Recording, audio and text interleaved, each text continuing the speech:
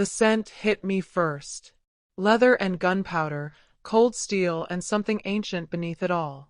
A predator's signature that made my hand instinctively move to my abdomen, a protective gesture I couldn't afford in the middle of Johns Hopkins administrative corridor.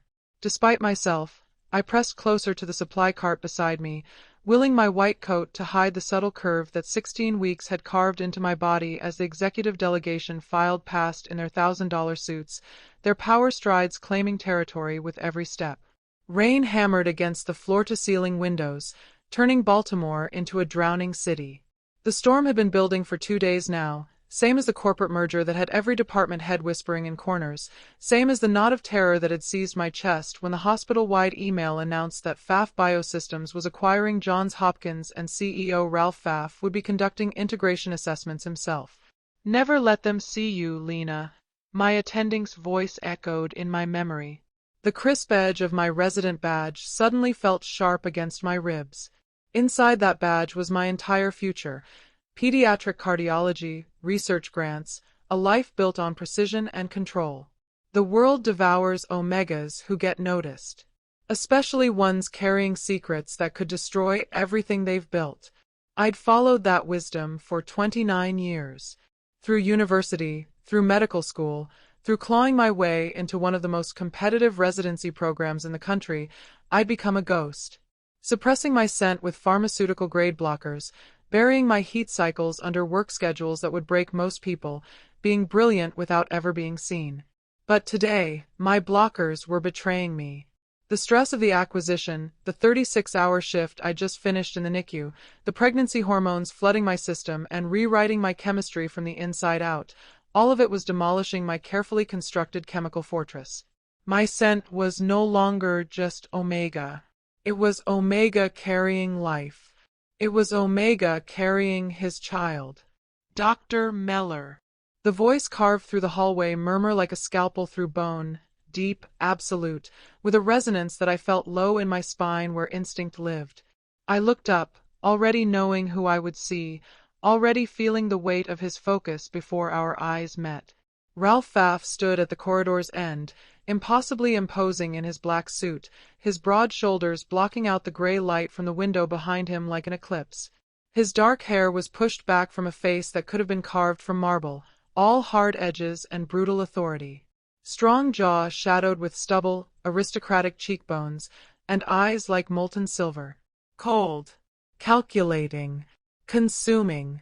The voices around us dropped to silence as nurses and residents alike sensed the sudden charge in the air.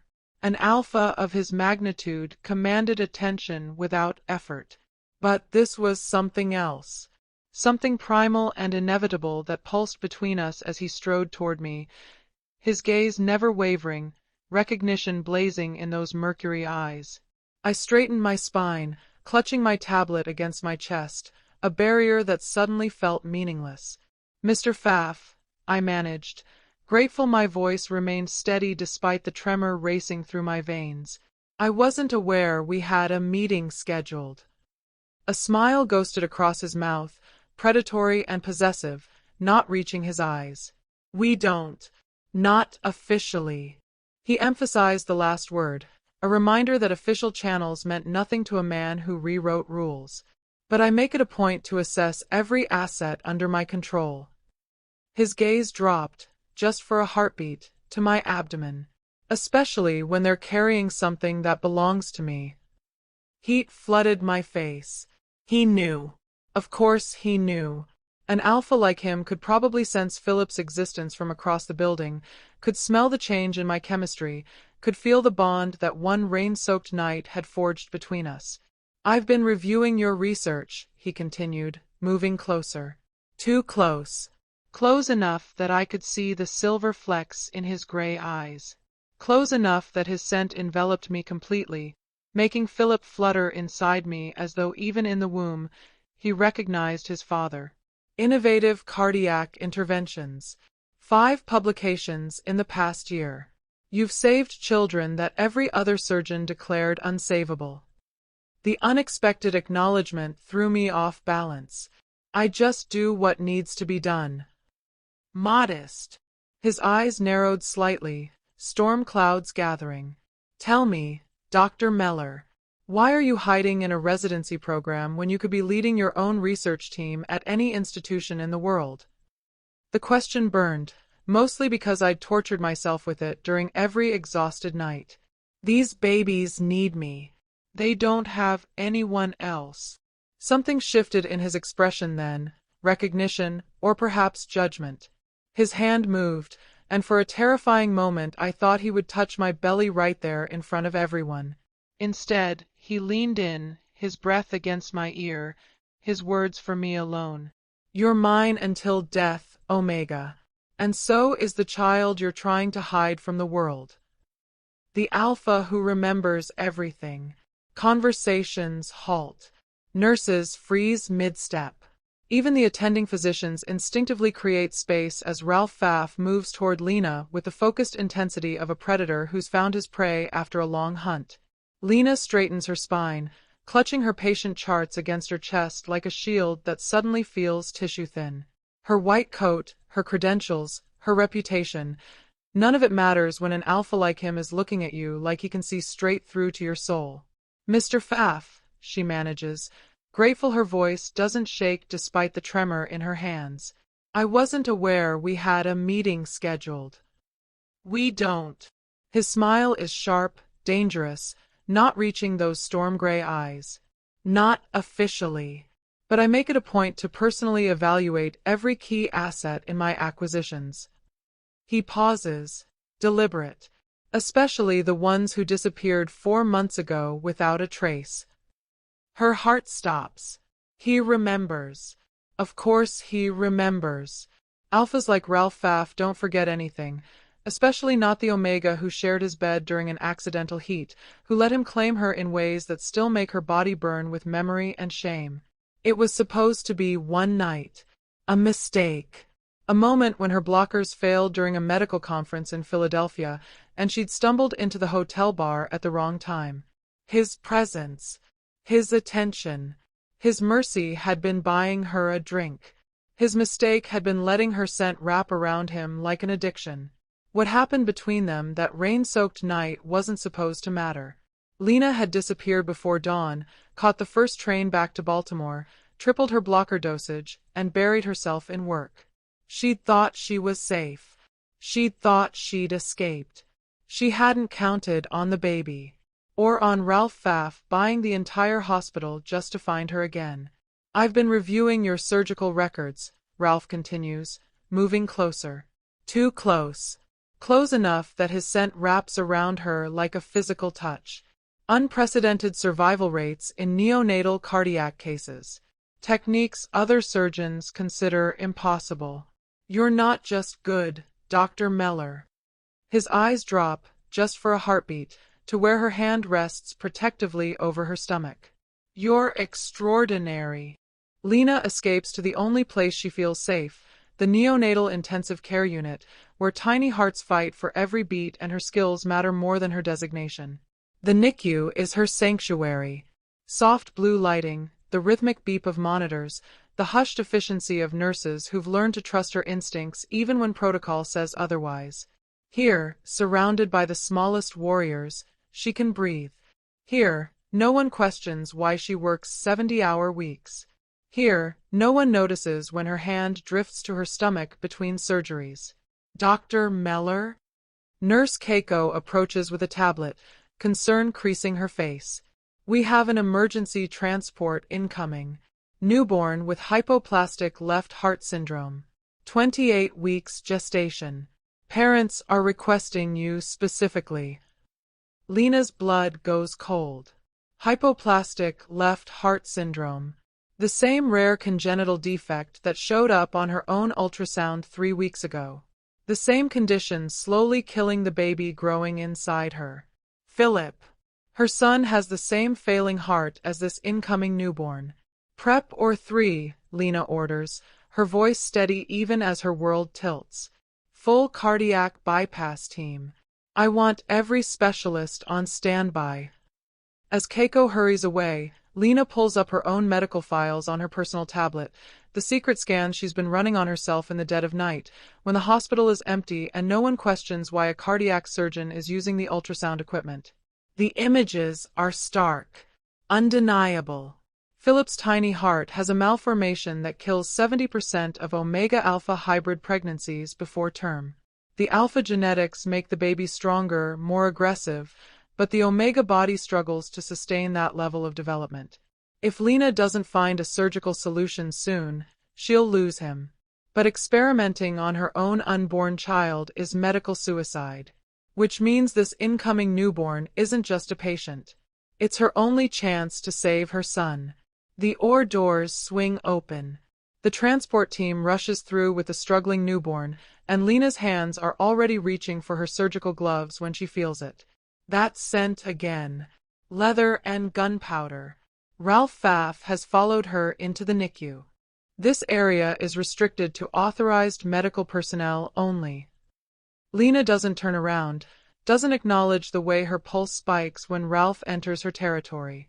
She keeps her focus on the struggling newborn being transferred to the warming table. I own this hospital now, Dr. Meller. Every corridor, every operating room. His voice is closer than it should be. Every person wearing this hospital's badge answers to me. Then you'll understand when I ask you to leave. She snaps on her surgical gloves with more force than necessary. I have a life to save, and I don't perform well with an audience. I'm not here as an observer. Something in his tone makes her finally turn. Ralph stands just inside the NICU entrance, and the sight of him, all that controlled alpha power surrounded by fragile newborns and delicate medical equipment, is jarring. He's removed his suit jacket, rolled up his shirt sleeves. His eyes are fixed on her with an intensity that makes her skin heat. Your scent changed, he says quietly. Too quietly for the nurses to hear. For months ago in Philadelphia, you smelled like winter rain and antiseptic. Clinical. Controlled. Safe. Lena's throat tightens. Now you smell like life. His gaze drops again to her stomach. Like creation. Like... Don't. The word comes out sharper than she intends. Whatever you think you know. I know you're carrying my child. The NICU seems to freeze. Even the monitors seem quieter, as if the entire universe is holding its breath. That's impossible, Lena whispers, but her hand betrays her, moving instinctively to shield her barely there bump beneath her white coat. Is it? Ralph takes one step closer. Just one. But it feels like the distance between them collapses entirely. Because I've spent 4 months tracking your scent across 3 states. I've restructured my entire acquisition strategy just to find you. I've torn apart my corporate calendar because every instinct I have was screaming that something was wrong. That you were hiding. He stops just outside her personal space, his voice dropping to something raw and honest. That you were mine, and I let you disappear. 20 minutes into the surgery, Lena realizes 3 things simultaneously. First, this newborn's heart defect is more severe than the scans indicated. The hypoplastic left ventricle is barely functional, and the right side is compensating in ways that will fail within hours. Second, the technique required to save this child is experimental, untested, and would be rejected by every medical ethics board in the country. Third, if she succeeds, she'll have the roadmap to save Philip. If she fails, both babies die. Suction, she orders, her hands steady even as her mind races. Dr. Reeves, I need you to adjust the bypass flow. We're going to attempt a modified Norwood procedure, but I'm adding a synthetic valve reinforcement. The attending surgeon looks up sharply. That's not protocol. The board would never approve. The board isn't here. I am. Lena's voice carries an authority she rarely lets show. And this baby has 10 minutes before irreversible brain damage begins. We're out of time for committees. She feels rather than sees Ralph watching through the observation window above. His presence is a weight against her shoulders, a constant pressure that both terrifies and grounds her. The surgery becomes a dance on a knife's edge. Each suture is precision. Each adjustment is prayer. Lena loses herself in the rhythm of it, the way the heart muscle responds to her touch, the way blood flow redirects when she creates new pathways where nature failed. This is what she was born to do. This is why she survived being Omega in a world designed to break her. Vitals stabilizing, the monitoring nurse calls out. Heart rate improving. O2 saturation climbing. Lena doesn't let herself celebrate. Not yet. Not until she closes and the baby breathes on its own. Not until she knows the technique works. Not until she knows Philip has a chance. 3 hours later, when she finally steps out of the OR, stripped of her surgical gown and exhausted down to her bones, Ralph is waiting. "You just performed a miracle," he says. "I just saved a life." Lena tries to move past him, but he catches her wrist. Gentle, firm, inescapable. "Our son has the same condition." Not a question, a statement. Lena's composure finally cracks. "How long have you known?" "I've known since the moment I walked into this building." Ralph doesn't release her wrist. If anything, his grip tightens, not painful, but possessive. "Did you really think you could hide from me? An Omega carrying my heir." Lena jerks free, her eyes flashing with anger that's been building for months. "I'm not carrying anything for you. This baby is mine. My choice. My responsibility. Our baby." "Don't!" She cuts him off, her voice low and fierce. "You don't get to show up 4 months later, by my hospital, and claim ownership. That's not how this works." "Then tell me how it works, Dr. Meller." Ralph's control is slipping, his alpha nature bleeding through the corporate mask. "Tell me how you plan to survive a high-risk Omega pregnancy while working 80-hour weeks. Tell me how you plan to deliver an alpha hybrid child with a fatal heart condition. Tell me how you planned to do any of this alone." The truth is, she hadn't planned any of it. She'd been surviving day by day, blocking out the terror with work and clinical detachment, pretending that if she saved enough other babies, somehow Philip would be spared too. "I'm a cardiac surgeon," she says, but her voice wavers. "I know the risks. I know the statistics. And I know that Omega Alpha pregnancies in unmated pairs have a 12% survival rate. Which is why you'll move into my penthouse tonight." Lena actually laughs. "Excuse me. You heard me." Ralph's expression is granite. "I have a full medical suite, private physicians, security that can't be breached. Everything you and Philip need." Her breath catches. "I never told you his name. You think I haven't been watching, researching, learning everything about you?" Ralph steps closer, his scent wrapping around her like a cage made of promise and possession. "I know you named him after your father. I know you work the night shift because the NICU is quieter. I know you've been stealing ultrasound time and hiding medical records in encrypted files." He reaches out slowly, telegraphing his intent, and places his hand over her stomach. "I know you're terrified. I know you're alone. And I know that if anything happens to you or our son, I will burn this entire world down." The hospital board meeting is supposed to be routine. Budget discussions, merger integration timelines, departmental restructuring under the new corporate ownership. Lena only attends because her presence is mandatory for all senior surgical staff. She sits in the back of the conference room, her white coat buttoned despite the stuffy heat, her hands folded carefully over her tablet to hide the slight tremor. Around her, department heads drone through PowerPoint presentations, while Ralph commands the head of the table like a king surveying his kingdom. She's almost convinced herself she'll escape unnoticed when Dr. Marcus Chen, the Alpha Chief of Surgery who's resented her success for years, decides to make his move. "Before we conclude," Chen announces, standing with practiced authority, "I'd like to address a personnel concern. It's come to my attention that one of our surgical residents may be compromised." Lena's blood goes cold. Dr. Lena Meller has been exhibiting erratic behavior, unexplained absences, emotional instability. Chen's smile is professional poison. Given the sensitive nature of her work with vulnerable newborns, I'm recommending immediate suspension pending psychological evaluation and, he pauses for effect, Omega status verification. The room erupts.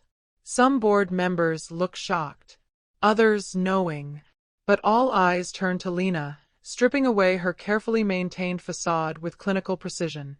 That's absurd, she starts to say, but Chen talks over her. Hospital policy requires full designation disclosure. If Dr. Meller has been falsifying records, concealing her Omega status, and working while potentially in heat. Enough. Ralph's voice doesn't rise. It doesn't need to. The single word carries enough alpha command that everyone in the room instinctively submits, including Chen, who actually takes a step back. Dr. Meller's designation is not up for debate, Ralph continues, his eyes locked on Chen with predatory focus. Neither is her position at this hospital. With all due respect, Mr. Pfaff, hospital policy. Hospital policy answers to me, and Dr. Meller answers to no one except the children whose lives she saves. Ralph stands, his full height and presence dominating the space. But since you've raised the question of transparency, let me be perfectly clear. He walks around the conference table, moving with deliberate purpose until he's standing directly beside Lena's chair. Then he does the unthinkable. He places his hand on her shoulder in a gesture of unmistakable claiming. Dr. Meller is carrying my son. The aftermath is chaos. Board members shouting. Hospital administrators scrambling for damage control. Chen demanding Lena's immediate termination while other staff members, the ones who've seen her save impossible cases, rally to her defense. But Lena doesn't hear any of it. She's already moving, pushing past Ralph's protective stance, through the conference room doors, down the corridor toward the one place she can still breathe, the NICU. Except Ralph follows. Of course he follows. Lena, stop. Don't. She whirls on him in the empty hallway outside the NICU entrance, her carefully controlled mask finally shattering. Don't you dare try to comfort me. You just destroyed everything I've built. My career. My reputation. My safety. I protected you. By making me a target. Her voice cracks. Do you have any idea what happens to Omegas who are publicly claimed by alphas like you? I'm not a person anymore. I'm a possession, a scandal, a liability. Ralph's expression hardens. You think I don't know the cost? You think I made that choice lightly? I think you made that choice for yourself, for your heir, for your pride. Lena's hands shake as she presses them against her stomach. But not for me. Never for me. The accusation hangs between them, sharp and bleeding. For a long moment, Ralph says nothing. Then his alpha mask cracks too, revealing something raw underneath. You're right, he admits quietly. I didn't claim you for you. I claimed you because watching Chen threaten you, watching him try to strip away everything you've earned, triggered every violent instinct I have. I claimed you because the thought of you facing that board alone, unprotected, carrying my son while they tried to destroy you. He stops, takes a breath, tries again. I claimed you because I'm selfish. Because I've been selfish since the moment I let you walk out of that hotel room in Philadelphia. Because I convinced myself you were safer without me, that you'd chosen to disappear, when the truth is I should have found you the next morning and never let you go. Lena stares at him, seeing past the corporate titan to the man underneath. I can't do this alone, she whispers. Philip's condition is worsening. The board wants me removed. I'm barely holding myself together. Then stop holding yourself together. Ralph closes the distance between them, his hands cupping her face with a gentleness that contradicts everything she knows about him. Let me carry this. Let me protect you. Not because you're weak, but because you shouldn't have to be strong alone anymore. 3 weeks later, Lena stands in the surgical suite once more. But this time, she's not the surgeon. She's the patient. Philip's heart condition has deteriorated faster than anticipated. The only option left is in utero surgery, the same experimental technique she perfected on the newborn weeks ago, now applied to her own unborn son. The risks are catastrophic. She could lose Philip. She could lose her own life. The procedure could trigger premature labor that neither of them would survive. But doing nothing guarantees death. So she's chosen to fight. The surgical team preps around her with grim efficiency. Dr. Reeves will perform the procedure. Lena's own hands guided him through it once before, and now she has to trust him completely. Trust. Such a foreign concept for an Omega who spent her life relying only on herself. "I'll be right here," Ralph promises from beside the surgical table. He's scrubbed in, not as a surgeon but as her mate. Hospital rules be damned. Every moment. "I'm not leaving." If something goes wrong, Lena starts, but he cuts her off. "Nothing will go wrong. You can't promise that. Watch me." His hand covers hers, and for the first time since Philadelphia, she lets herself feel the bond between them. The invisible thread that connected them that rain-soaked night and never fully severed. The anesthesiologist begins the count. Lena's vision blurs at the edges. The last thing she hears before darkness takes her is Ralph's voice, low and fierce and absolutely certain. "You're mine until death, Omega. And death doesn't get you today." When Lena wakes, the first sound she hears is crying. Not her own. Philip's. "He's perfect," Ralph says, and there are tears on his face. The terrifying Alpha CEO reduced to awe by a 3-pound infant with a newly repaired heart. "You saved him. You saved both of us." Lena looks down at her son, impossibly tiny, impossibly strong, and realizes the truth she's been running from for months. She was never hiding from Ralph. She was hiding from this. From belonging. From being claimed. From the terrifying vulnerability of letting someone matter enough to destroy you. But as Ralph places Philip in her arms, as the baby's heartbeat syncs with her own, she understands something else too. Some things are worth the risk of destruction. Some bonds are worth claiming. And some Omegas are strong enough to stand beside their Alphas not as possessions, but as equals. "Say it," she whispers to Ralph. He knows what she means. He's always known. "You're mine until death, Omega," he repeats. But this time, he adds, "And I'm yours until the stars burn out." The end.